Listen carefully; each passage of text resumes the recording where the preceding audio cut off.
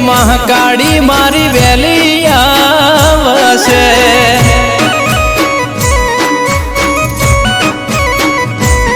જેદી દુનિયા સાથ છોડે એદી કુળ આવશે જેદી જગત હાથ મેલે એદી કુળ આવશે મારી મહાકાળી તારા વિના મહાકાળી બીજું કોણ આવશે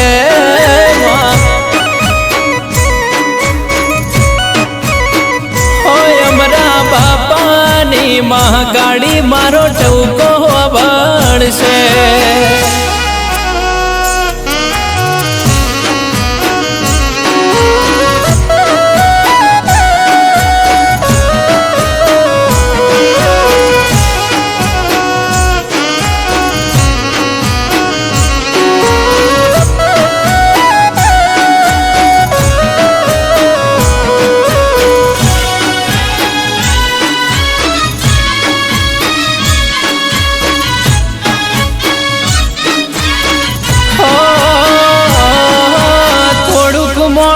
કરજે કંઈક કરીને બતાવજે તારા ઘરો હે બેઠો એમાં તું જોજે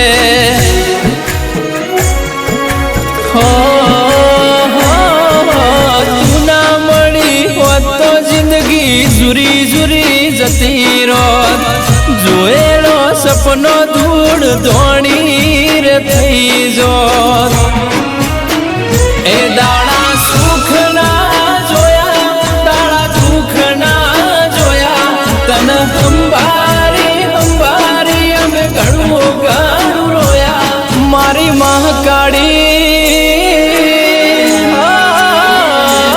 મારી મહાકાળી માવતર થઈને ઘરે મારા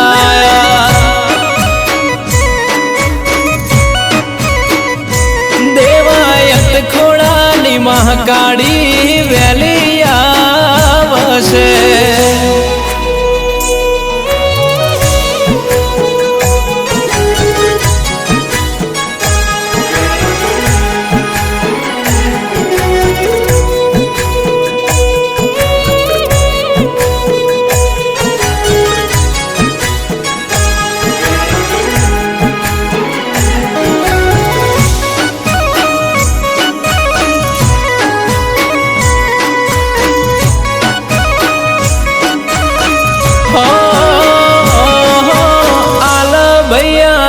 વાસનો બરોહાનો ભગવાન હોજને હવાર મહાકાળી રાખતી મારું ધન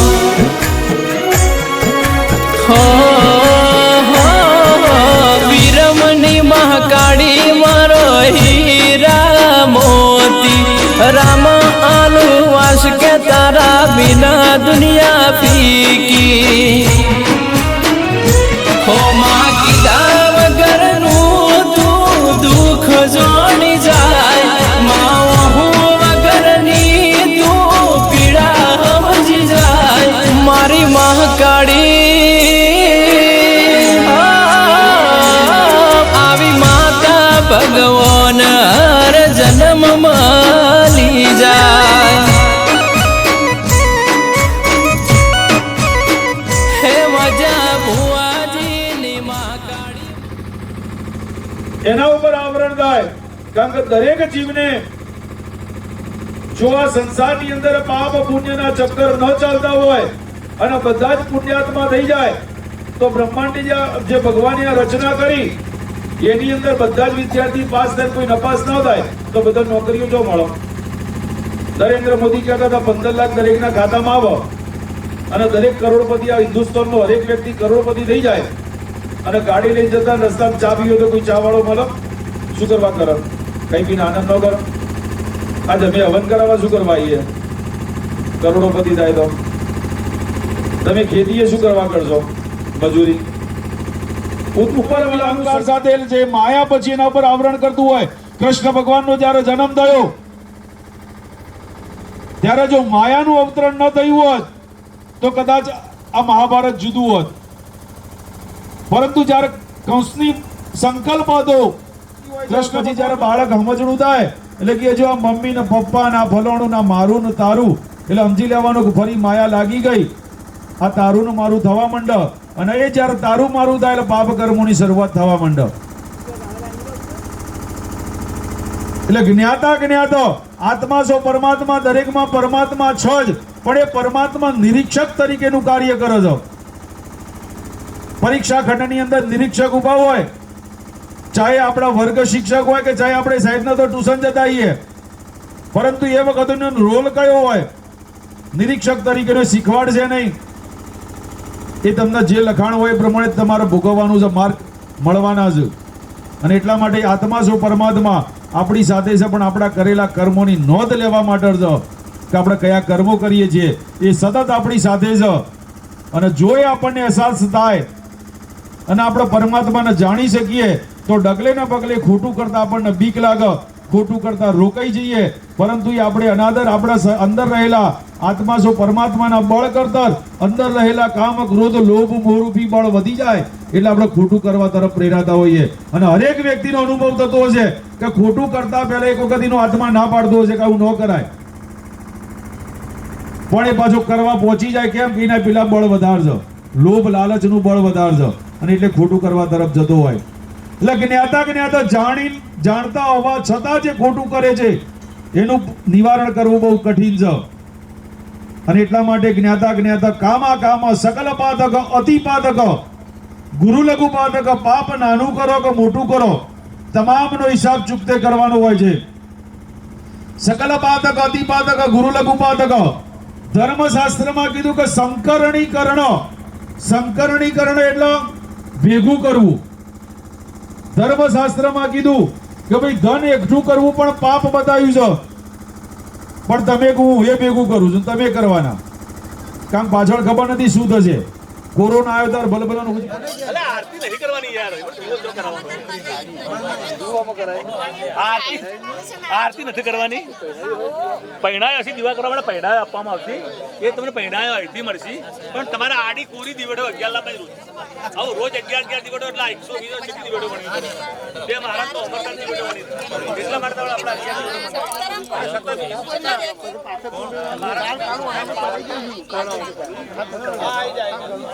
અનામિકા કહેવાય એ ઓગળી બધાને પહેરવાની. મારાની ભાષાને હું ટ્રાન્સલેટ કરી દઉં, કદાચ ના સંભળાય તો બેઠેલામાં કોઈને આગળ છે કે એવું હોય તો કઈ દેજો પ્રેમથી. હા, શું થયું એનું નિરાકરણ અમે કરીશું બધાને મનની અંદર.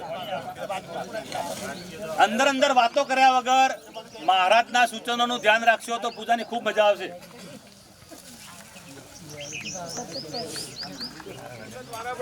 પાણી લઈ બધા પી જવાનું. નારાયણાય નમઃ સ્વાહા, ઓમ માધવાય નમઃ સ્વાહા, ગોવિંદાય નમઃ. હાથ કાઢો નીચે. હસ્તમ દ્રક્ષાલ્ય દેવતા દૈવી ગાયત્રી છંદઃ પવિત્ર પ્રાણાયામે વિનિયોગ. નિયમ બતાવો, ગાંઠ બહાર રાખો. બરાબર.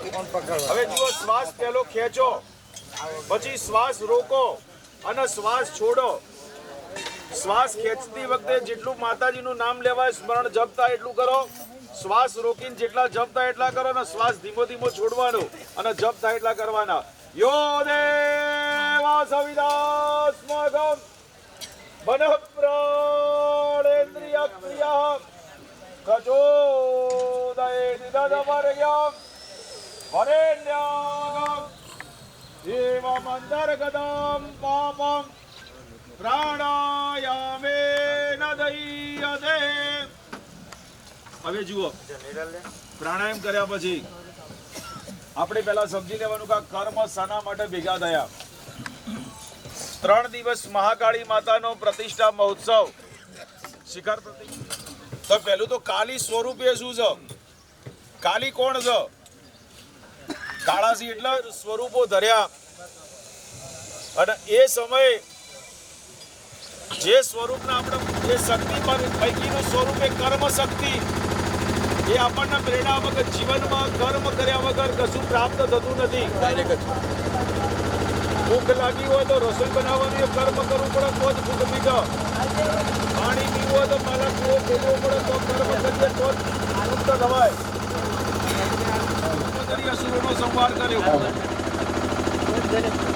એ દેવીઓ પૈકી ભગવતી મહાકાલીએ કામ શક્તિ આપણને બતાવ્યું કે જીવનની અંદર શાંતિ પ્રાપ્ત કરવી હોય, આસુરી શક્તિની સામે આપણે રક્ષણ કરવું હોય તો કાલીનું રૂપ ધારણ કરવું પડે, પ્રયત્ન કરવો પડે, મહેનત કરવી પડે અને તો જ જીવનમાં પ્રગતિ થાય. અને એટલા માટે આ કાલીની પ્રેરણા કે ગામની અંદર ખેડૂત વર્ગમાં ગયું અને બેસવું તો પહેલી આપણે યોગ્યતા પ્રાપ્ત કરવી પડે. તો આજે એ યોગ્યતા પ્રાપ્ત કરવા માટે પ્રાયશ્ચિત કરવા માટે ભેગા થયા. આજે જે આ કર્મ કરવાનું છે એ પ્રાયશ્ચિત એટલે શું પહેલા સમજવું પડે. પ્રાયશ્ચિત એટલે શું? જેને ધર્મની ભાષામાં નિષેધ કીધું છે એવા કર્મો આપણે કરીએ અને કર્મ થકી જે ફળ ઉત્પન્ન થાય એ પ્રાયશ્ચિત ઉત્પન્ન થાય, એ પાપ ઉત્પન્ન થાય. જે કર્મની અંદર જેને નિષેધ કીધું છે એવા અનેક કર્મો અપરાધ સહસ્ત્રાણી ક્રિયતે હરનિશમયા. કોઈ વિદ્યાર્થી કાળની અંદર કોઈ હરીફ હોય, કોઈ સામાજિક હરીફ હોય અને એના માટે આપણે કરેલા ખોટા વિચારો પણ આપણને પાપ ઉત્પન્ન કરતા હોય છે. સાંસર્ગિકો ખરાબ વ્યક્તિના સંસર્ગમાં રહેવાથી, દુષ્ટ મિત્રોની મિત્રતા રાખવાથી પણ આપણને પ્રાયશ્ચિત લાગતું હોય છે. કાદવભાઈ ઉભા આવીએ, પથરો બીજો મારે પણ છોટા આપણને ઉડવાના જ છે. કેમ? કાપડી ભૂલ કે આપણે કાદવના ભાઈ ઉભા રહ્યા.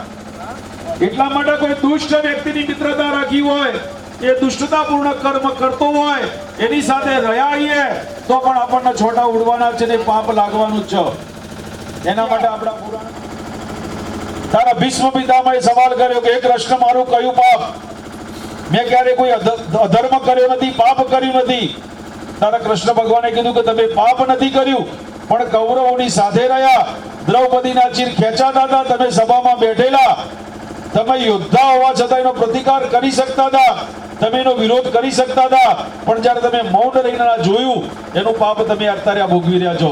તો જો ભીષ્મ પિતામહ જેવાના બાણ સૈયા પર સુવાનો વારો આવે તો આપણી તો શું વિષાદ રહી. એટલે સાંસર્ગિક ખરાબ વ્યક્તિના સંસર્ગમાં રહેવાથી પણ એટલા જ પાપો થતા હોય છે. ભૂખતા ભૂખતો ન ખાવાની વસ્તુ ખાધી હોય, ધર્મશાસ્ત્ર માફ કરજો કારણ કે આની અંદર બધા જ ગામના હોય, મારે ન કહેવાય એમાંનું કોઈ લાગતું વળગતું માથે પાઘડી પહેરી લેતા નહીં. કારણ બ્રાહ્મણના તો એક અરીસા જેવું હોય, તમે જેવા છો એવું દેખાડવાની આદત હોય. અરીસો કોઈ ભેદભાવ નથી રાખતો, કા રૂપાળો છે કે કદરૂપો છે, જે હોય એ જ આઈનો દેખાડવાનો. અને બ્રાહ્મણનો કર્મ એ છે કે જે હોય આઈનો દેખાડવાનો. એટલે એમાં કોઈ બંધ બેસતી પાઘડી કે મહારાજે આવું મારા માટે હું કોઈને જાણતો નથી, કોણ શું બિઝનેસ કરે છે, ધંધો કરે છે. પણ અમે ધર્મશાસ્ત્રનું સૂચન કશું નતું, ફિલ્મી જગત નતું. તારા ભગવાનનું ભજન કરતા હોય, રસોઈ બનાવતા હોય અને એ સાત્વિક ભોજન માટે કોના હાથની રસોઈ બની, કેવા વિચારોની રસોઈ બની, આ બધું પણ આપણા મન વિચારો પર અસર કરતું હોય છે. ભોગતા ભોગતાનો પણ દોષ લાગતો હોય છે. પીતા પીતો ધર્મશાસ્ત્રમાં કીધું દારૂ ઇત્યાદિ વસ્તુનું સેવન ન કરાય, નશાકારક વસ્તુનું સેવન ન કરાય.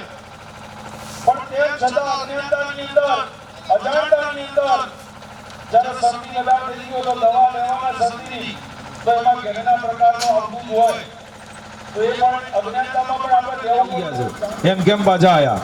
આ બધા આપણા રિવાજો ઉમદા રિવાજો હતા, પરંતુ આ બધું નષ્ટ થઈ ગયું. કારણ કે હવે બી કોઈ શરીરને કષ્ટ આપવાની જાત્રા નથી, એટલે કોઈ મળવા આવતું એ નથી. તમે ટિકિટ બુક કરાવો ને નીકળી જાઓ ને ઘેર આવી જાઓ. આયા તો એ કોઈને ખબર નહીં પડે ને ગયા તો એ કોઈને ખબર નહીં પડે. એટલે જાત્રા જ નથી. બીજો માર્ગ કયો બતાવ્યો?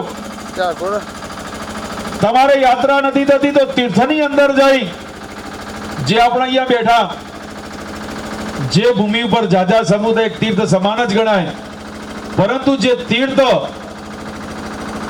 આપણને તીર્થો બતાવ્યા એ તીર્થમાં જઈ ગંગા યમુના સરસ્વતીના કિનારે જઈ આજે આપણે અહીંયા વિધિ કરવાના છીએ એ ત્યાં જઈને કરવી પડે.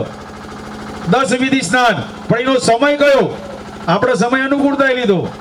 આપણે સાયંકાલે કીધું એટલે કે ખેતરમાં મોડું થાય, બપોરે રાખો.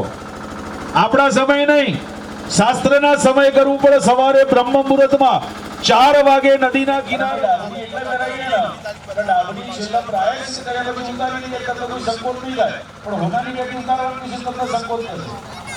અને એટલા માટે સુવર્ણ મુદ્રિકાઓ કાઢી નાખો.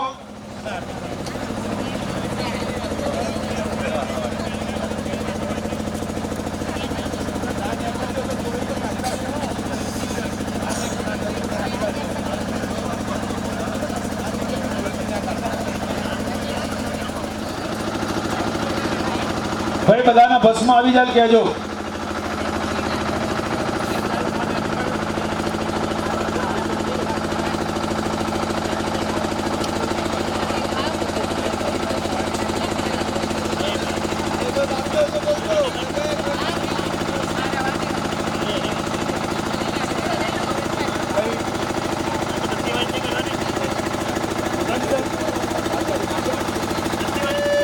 અગ્નિનિધિ ભસ્મ, વાયુનિધિ ભસ્મ, જલનિધિ ભસ્મ, સ્થળનિધિ ભસ્મ, વ્યોમનિધિ ભસ્મ, સર્વમ ભસ્મ ઇનમ ચક્ષુષુ ઉમેદાગ્નિર્દયને ભસ્મ તૃણકાષ્ટાદિ સંજયમ તદાવે દયને ભવમ ગુરુ ભસ્મ સુજે સુજે. ભાઈ બોલો બધાય, ભસ્મ સ્નાનેન દેવેશ મમ પાપમ વ્યપોદો. લગાવી દો ભાઈ. પહેલા જુઓ, અંગૂઠાથી ઉભો ચાલે લગાવો, મૂઢે લગાવો, અને શરીરના તમામ જુદા અંગ જે અંગ લગાવી શકો એ શરીરે બધા લગાવી દો ભાઈ.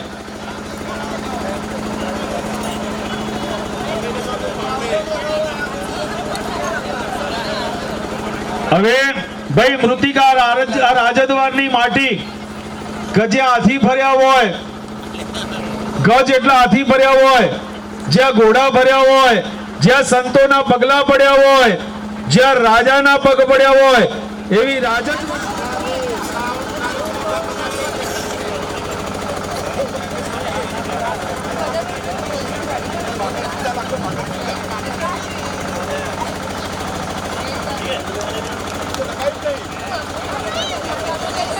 લૂછવાન નહીં.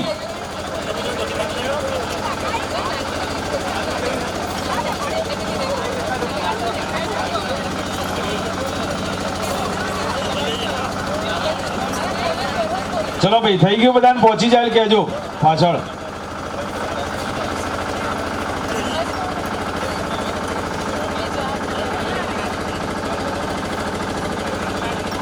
રાજ દરબારની માટી, જે રાજ દરબારની અંદર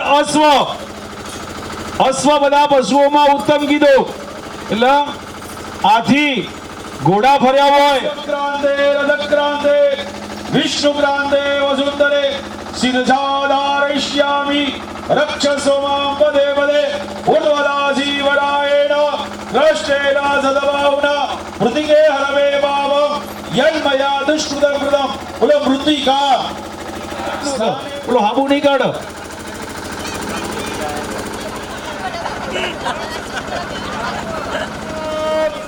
સ્નાનાર્થમ સંસ્કૃતા દેવી પાપમ મે હર ગોમયા. બોલો ગોમયા સ્નાનેન દેવેશ મમ પાપમ વ્યમ્યા. બોલો પંચગવ્ય સ્નાનેન દેવેશ મમ પાપમ વ્યપોદો. લગાવી દો ભાઈ. લલાટે કંઠે બાહુ હૃદય સર્વાંગેષુ. ધાન્ય ધાન્ય આપો ભાઈ. ભાઈ તમારી ભાઈ અનાજ છે ને, એ ડાબાદમાં અનાજ લઈ લો, એમાંથી થોડું ડાબાદમાં અનાજ શરીર ઉપર લગાવી દો ભાઈ. લલાટે કંઠે બાહુ હૃદય સર્વાંગેષુ.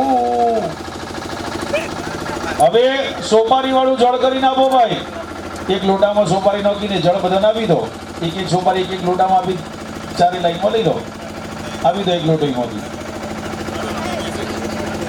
એક હા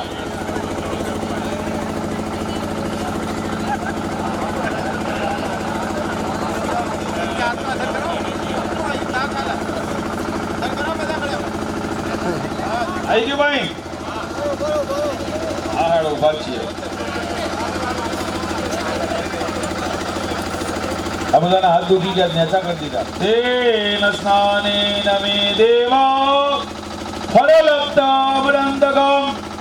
બોલો ફલ સ્નાનેન દેવેશ મમ પાપમ વ્યપોહતુ. લગાવી દો ભાઈ ફળવાળું જળ. હવે અવદાન આપો ભાઈ બધાના ફટાફટ. સર્વૌષધ્યા પુનાતુમા. બોલો સર્વૌષધિ સ્નાનેન દેવેશ મમ પાપમ વ્યપોહતુ. લગાવી દો ભાઈ લલાટે કંઠે બાહુ હૃદય. અહીંયા ધર્મ આપજો બધાને એક એક હળી. બધાનો ધર્મ અક્ષુરો સ્તેનસ્યંતુ પાદકમ. બોલો કુશાનેન દેવેશ મમ પાપમ વ્યપોહતુ. લગાવી દો ભાઈ. હિરણ્યસ્નાનું આહવાન કરવાનું. ઉપર હાથ ઢાંકી દો અને ગંગાનું આહવાન કરો. આંખો બંધ કરી. ગંગા યમુના સરસ્વતી તો નદી આપણે નજીક જ છે, એનું ધ્યાન કરવાનું છે. પુષ્કરાત્યાની તીર્થાની ગંગાજી બચની બે આંગળીથી શરીર પર છાંટો. અપવિત્ર પવિત્રો વા સર્વાવસ્થાંગતો પીવા યજમાન